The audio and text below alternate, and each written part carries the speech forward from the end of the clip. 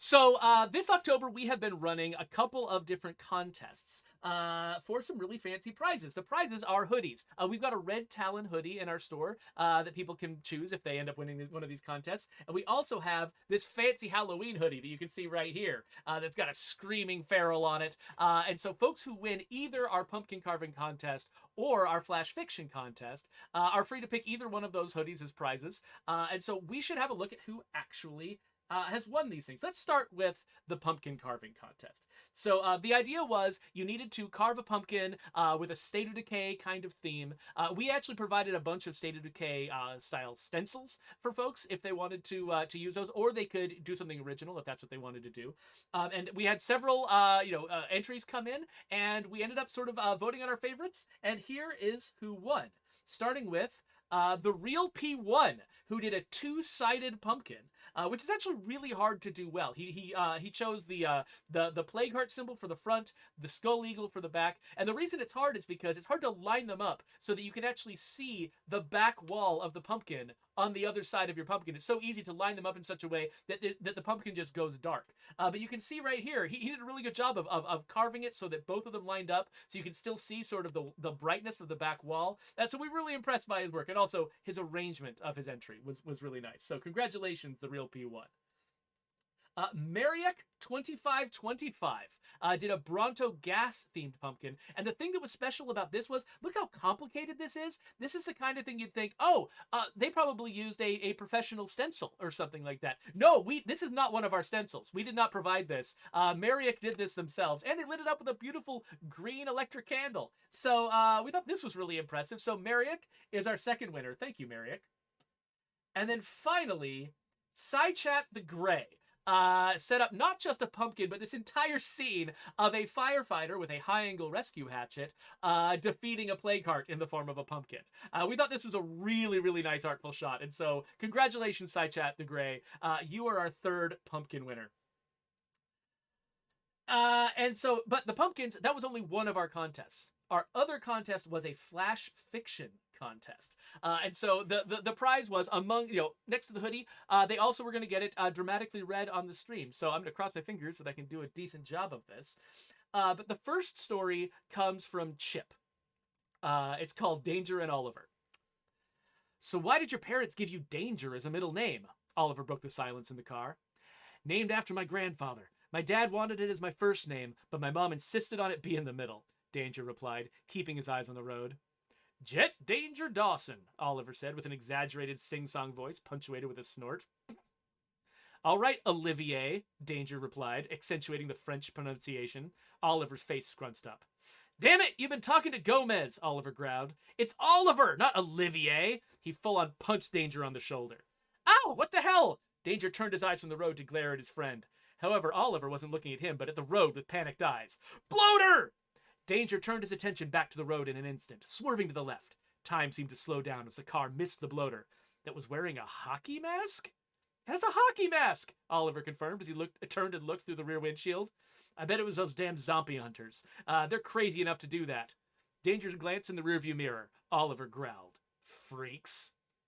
So here's why I like this particular one. By the way, we did not choose the winners of these. These were voted on by members of the community in our Discord. But the reason I like this one in particular is because it's all about the naming system, which is both of these nicknames. I can actually tell you the backstory. These are both real nicknames from the game, from State of Decay 2. And I can tell you the backstory on both of them.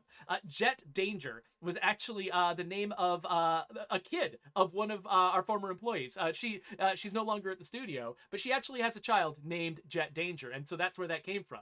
A character who's got, Jet Danger as her name. I think they can go by Jet, they can go by Danger, but that's their full name. It can be Jet Danger, whatever their last name is. And then that Olivier thing, that's actually my first college roommate. He went by Oliver, but he spelled it Olivier. And I always respected his pronunciation because, my name has an O in it, but it's still pronounced Geoffrey. So, gotta be supportive of people who have odd pronunciations to their names. But yeah, that's my first college roommate. So it's cool that Chip sort of noticed both of those really interesting names and zeroed in on them. So awesome work, Chip. Thank you so much. And congratulations on your hoodie. The second story was contributed by Red Talon Agent Kaiser, or Daryl. Years in, not a single survivor's figured it out. Why zombies aren't interested in me. Why I can travel unarmed. I covered up my secret under the disguise of a philanthropic businessman. Who would suspect someone who gave stuff out for free? Although I must admit, it got boring hiding it. I started wearing colorful outfits, not just any kind, delicate cotton suits. Who would wear that in a world like this? It wasn't anything too noticeable, but even the dullest could recognize it if they just thought about it, but nobody did. I have the blood plague, or had, I guess. It nearly burned me alive, but one day it just stopped, along with the assault of zombies. That's when I realized I was immune. No, not just immune. I was God. I could do whatever I wished without worry of threat.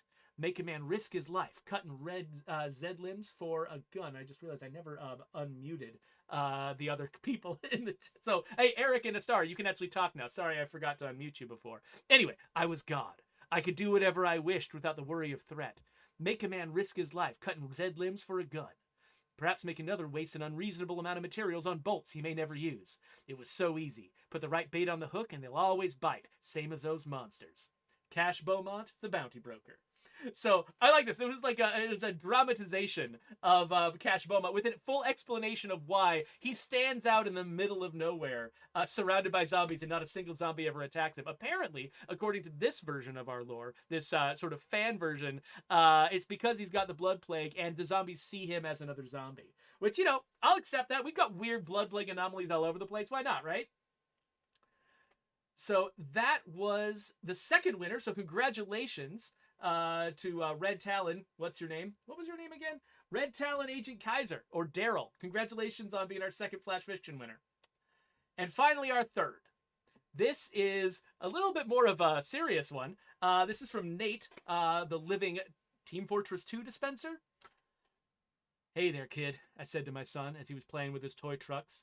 He always loved his trucks. Can you call your sister? Tell her dad has something to say, I said in a weak manner, covering my bite wound with my sleeve. Yeah, Dad, she said in an innocent demeanor. Dad is going to teach you some things, I said, nearly crying. Let's head to the forest, and I'll teach you how to shoot. We stood in the middle of the forest where I set up some targets. Okay, hold with 2 hands. Aim it at the bottle and pull the trigger, I told her. She pulled the trigger. The bottle shattered. My daughter began to talk. This feels too early for us to learn this. Is something wrong? She questioned. I sigh as I have to tell her. Sweetie, I was bitten. I only have a few days left. I don't want to risk turning and... Tears began to fall. Go back to the cabin. Everything you need to survive is in there, I said while sobbing. She did as I asked her, and I decided then and there to end my life. Which is just sad. No, this is our third winner, and congratulations. They definitely took this sort of the prompt very seriously. But holy crap! I mean, that's one of those things where, you know, when you're a parent in any kind of bad situation, the main thing you're thinking of is what happens. You know, if something happens to me, what happens to my kids? What is their life going to be like? My wife and I think about that all the time. Thought about how, you know, we need to get a will, we need to figure out a bunch of stuff. But that's just in the normal world. In this kind of world, that fear of not being able to protect your kids anymore is really one of the more intense feelings you can have about this sort of thing.